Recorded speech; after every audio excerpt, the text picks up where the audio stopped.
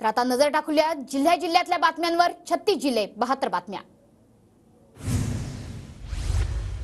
रणजितसिंह निंबाळकरांना दुसऱ्यांदा उमेदवारी मिळाल्याने धैर्यशील पाटील नाराज। धैर्यशील मोहिते पाटीलही भाजपकडून माढा लोकसभा लढण्यास इच्छुक, तर उमेदवारी न दिल्यावरून मोहिते पाटील समर्थक आक्रमक। धैर्यशील मोहिते पाटलांना माढा लोकसभा शरद पवारांच्या तुतारी चिन्हावर लढवावी, मोहिते पाटलांना खासदार करणारच कार्यकर्त्यांचा निर्धार। सोलापूर लोकसभेसाठी महाविकास आघाडीकडून प्रणिती शिंदेंचं नाव जवळपास निश्चित। सोलापुरात राम सातपुते विरुद्ध प्रणिती शिंदे लढत होण्याची शक्यता। सोलापूर लोकसभेसाठी भाजपकडून आमदार राम सातपुतेंचं नाव जवळपास निश्चित। सातपुतेंना कामाला लागण्याच्या पक्षाकडून सूचना। TV9 मराठीला विश्वसनीय सूत्रांची माहिती। ठाकरे गटाकडून सांगलीत चंद्रहार पाटलांच्या नावावर शिक्कामोर्तब झाल्याची सूत्रांची माहिती। चंद्रहार पाटलांचा काही दिवसांपूर्वीच ठाकरे गटात प्रवेश। दिंडोरी लोकसभा मतदारसंघाच्या जागेवर माकपचा दावा। माकपचे माजी आमदार JP गावित उमेदवारीसाठी इच्छुक। शरद पवार आमच्या मागणीचा विचार करतील, गावितांचा विश्वास।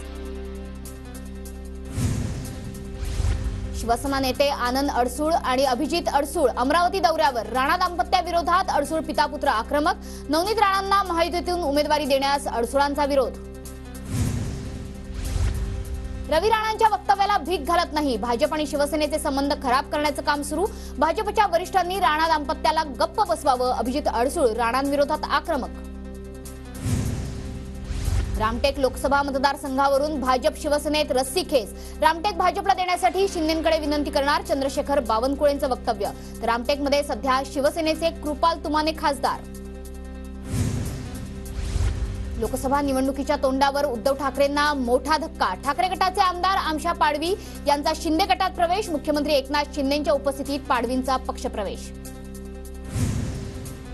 उद्धव ठाकरे उद्यापासून 2 दिवसीय हिंगोली लोकसभा मतदारसंघाच्या दौऱ्यावर।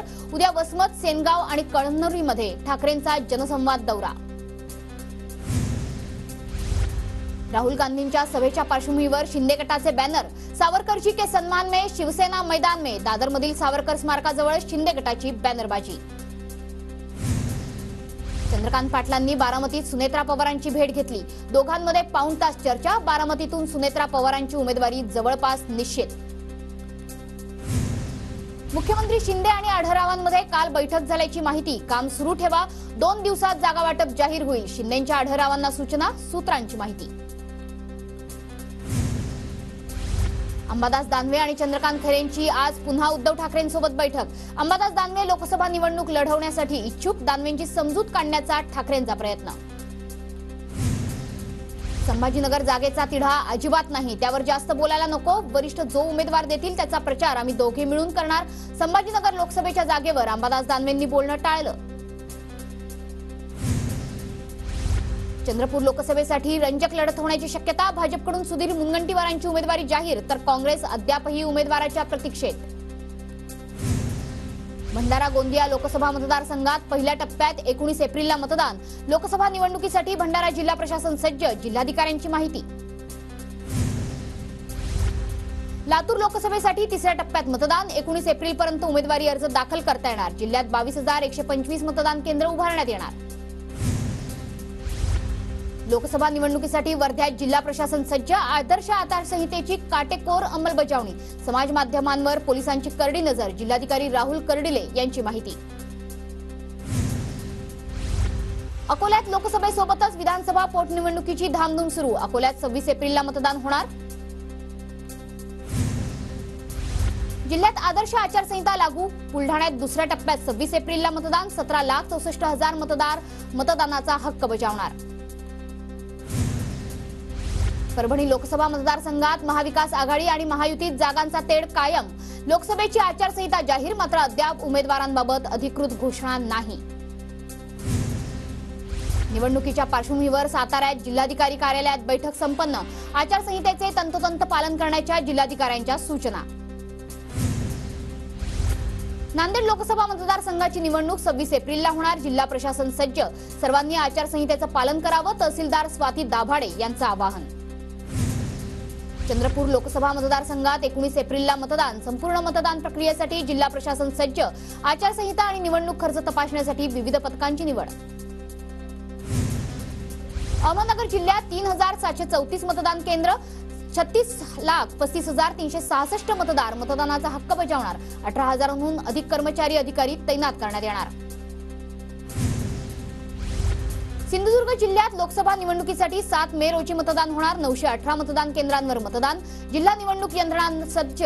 19 एप्रिल पर्यंत उमेदवारी अर्ज भरता येणार. अमरावतीच्या विशेष पोलीस महानिरीक्षकांचा इतर पोलीस स्थानकात पाहणी दौरा. निवडणुकीच्या पार्श्वभूमीवर कायदा आणि सुव्यवस्था अबाधित ठेवण्याच्या सूचना. आगामी लोकसभा निवडणुकीच्या पार्श्वभूमीवर बीड जिल्ह्यात संवेदनशील मतदारसंघांवर पोलीस प्रशासनाचं लक्ष. पोलीस अधीक्षक नंदकुमार ठाकूरांकडून संवेदनशील मतदान केंद्रांचा आढावा. लोकसभा निवडणुकीसाठी परभणी जिल्हा प्रशासन सज्ज. निवडणुकीची सर्व तयारी पूर्ण. जिल्हाधिकारी रघुनाथ गावडेंची माहिती.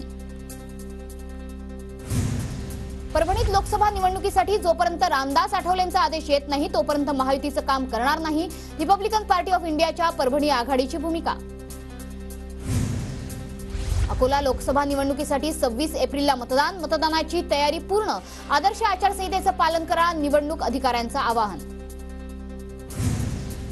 राष्ट्रीय स्वयंसेवक संघाच्या सहकार्यवाहपदी पुन्हा दत्तात्रय होसबळे यांची निवड. नागपुरात सुरू असलेल्या अखिल भारतीय प्रतिनिधी सभेत होसबळेंची निवड.